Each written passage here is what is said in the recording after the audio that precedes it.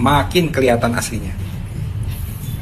Asal Kang Deddy tahu ya, rumah sakit RSUD Al-Ihsan ini adalah hibah dari Yayasan Al-Ihsan. Jadi sejak 93 rumah sakit ini dikelola oleh Yayasan Al-Ihsan. Lalu baru pada tahun 2004 dihibahkan kepada Pemprov Jawa Barat pengelolaannya. Dan saat itu pun namanya tidak diganti. Untuk apa? Untuk menghormati pendiri rumah sakit tersebut. Di tahun 2008 baru berganti menjadi RSUD karena memang pengelolaannya menggunakan APBD, menurut saya nggak ada masalah. Tapi ketika Al-Ihsannya diganti, ini seolah-olah Kang Deddy ingin mengubur histori di belakang rumah sakit Al-Ihsan ini. Padahal Al-Ihsan ini adalah rumah sakit Islam dan dikelola menggunakan dana Basnas, dana zakat warga Jawa Barat.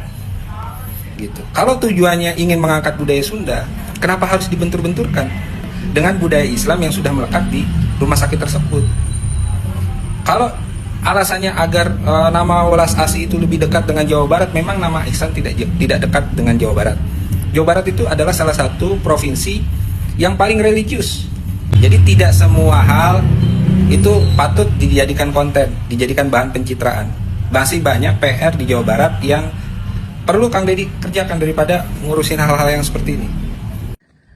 Mas Eko Widodo, terima kasih ya atas berbagai kritiknya terhadap diri saya. Dan saya berucap terima kasih sebagai Gubernur Jabar dikritik oleh warga Jakarta. Berarti Mas Eko begitu sayang pada saya, pada warga Jabar. Tapi lain kali kritiknya, sarannya itu harus punya narasi dan landasan hukum yang memadai. Tidak menyebar berita yang hoax. Sebaiknya Mas Eko kalau menyampaikan sesuatu baca putusan Mahkamah Agung. Di sana sangat lengkap narasi bagaimana yayasan didirikan, sampai mendirikan rumah sakit, sampai menjadi proses hukum dan sampai disita oleh pengadilan dan diserahkan secara penuh kepada pemerintah Provinsi Jawa Barat melalui putusan Mahkamah Agung.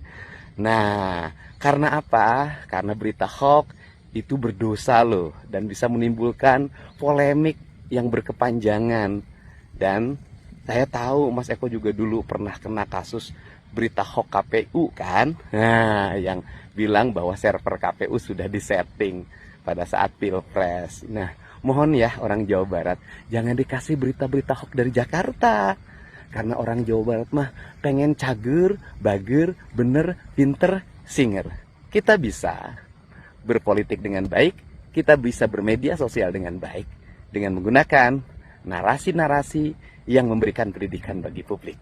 Kritik boleh, tapi tidak boleh mengkritik dengan kebohongan, menggiring orang dengan tujuan tertentu. Kalau Mas Eko punya calon untuk ke depan, sampaikanlah keunggulan calon yang Mas Eko miliki. Tidak boleh menjatuhkan orang lain dengan cara-cara yang kotor.